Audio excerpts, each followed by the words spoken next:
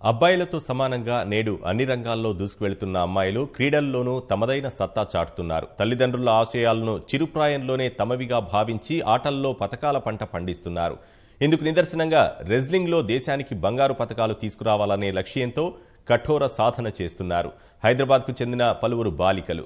అంతర్జాతీయ మహిళా దినోత్సవాన్ని పురస్కరించుకుని రెజ్లింగ్ క్రీడాకారిణులపై ప్రత్యేక కథనం. తను సాధించలేని లక్ష్యాన్ని మ్యాట్ మీద తన కూతుళ్ల ద్వారా సాధించి దేశానికి బంగారు పతకం తీసుకొచ్చిన మధ్యతరగతి తను. ఇందుకు నిదర్శనమే హైదరాబాద్లోని కోట్ల విజయభాస్కర్ రెడ్డి ఇండోర్ స్టేడియంలో కుస్తీలు పడుతున్నాయి.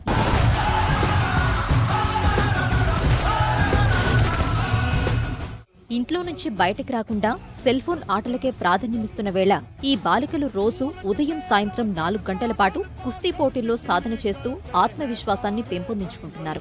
ఎవరి తోడు వద్దంటూ 14 ఏళ్ల వయసులో ఒంటరిగానే మైదానానికి వచ్చి కుస్తీల్లో శిక్షణ పొందుతున్నారు. ప్రముఖ రెస్లింగ్ శిక్షకుడు నందకిషోర్ గోకుల్ ఆధ్వర్యంలో ఈ 12 మంది అమ్మాయిలు నిత్య సాధన చేస్తూ కుస్తీ పోటీలకు సిద్ధమవుతున్నారు.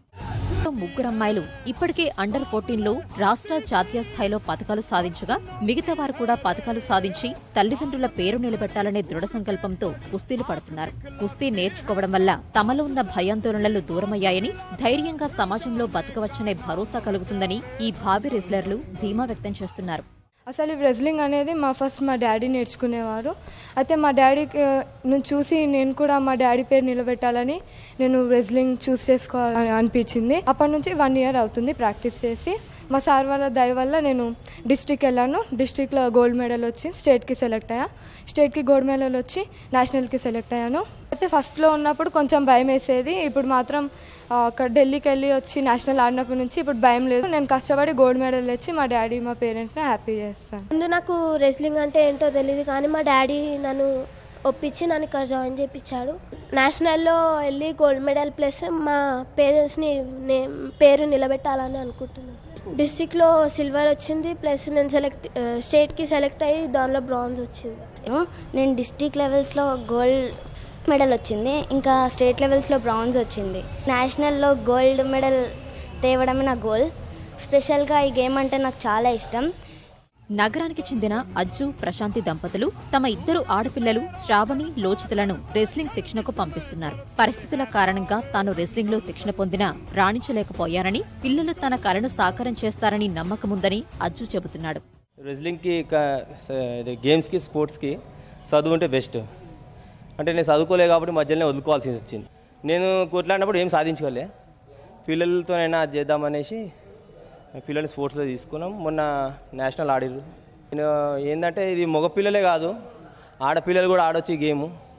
ఆడపిల్లలు ఏమీ తక్కువ కాదు, మగపిల్లలతో సమానమని నేను పిల్లలని అది చేసి గేమ్ అట్లా ఆడుతుంటే మా పిల్లలు అసలు మంచిగా ఇట్లా ఆడుతున్నారు. బయటికి వెళ్ళినా కానీ మాకు ఏ భయం అనేది ఉండదు. బయటికి వెళ్ళినప్పుడు ఆడపిల్లలు అనేది పేరెంట్స్ మాత్రం భయపడతారు. ఇప్పుడు మాత్రం భయపడడానికి అవకాశమే లేదు. స్పోర్ట్స్ అథారిటీ ఆఫ్ తెలంగాణలో 2 దశాబ్దాలుగా సేవలందిస్తున్న రెస్లింగ్ శిక్షకుడు నందకిషోర్ గోకుల్ చాలా మంది నిరుపేద ఆడపిల్లలకు ఈ క్రీడలో ఉచిత శిక్షణ ఇస్తున్నారు. కుస్తీ క్రీడాకారులకు కేంద్ర రాష్ట్ర ప్రభుత్వాలు 2% ఉద్యోగాల కోటా కల్పించాయని, వ్యక్తిగత క్రీడల్లో చక్కటి భవిష్యత్తుందని ఆయన చెబుతున్నారు. ఇతర రాష్ట్రాల పోల్చి చూస్తే మన అమ్మాయిలు చాలా మంచిగా రాణిస్తూ ఉన్నారు. జనరలీ మగపిల్లలకి ఆడపిల్లలకి మనం కంపారిజన్ చేసుకున్నట్టయితే రెస్లింగ్లో అమ్మాయిలైతే ఒక 3 సంవత్సరాలు ఒక క్వాలిఫైడ్ కోచ్ దగ్గర పొద్దున సాయంత్రం కష్టపడినట్టయితే ఖచ్చితంగా జాతీయ స్థాయిలో పతకాలు తెచ్చుకోవచ్చు. రెస్లింగ్ కానీ, బాక్సింగ్ కానీ, జూడో కానీ ఇవన్నీ కూడా ఇండివిజువల్ స్పోర్ట్స్. ఒక మంచి కోచ్ దగ్గర, శిక్షకుడి దగ్గర మనము కెరియర్గా తీసుకొని మనము ట్రైనింగ్ స్టార్ట్ చేసినట్టయితే ఖచ్చితంగా మన రాష్ట్రానికి, మన భారతదేశానికి పతకాలు తేవచ్చు. ఒలింపిక్స్లోనూ ప్రత్యేకత సంతరించుకున్న రెస్లింగ్పై అమ్మాయిలు ఆసక్తి కనబరచడాన్ని పలువురు క్రీడా విశ్లేషకులు ప్రశంసిస్తున్నారు.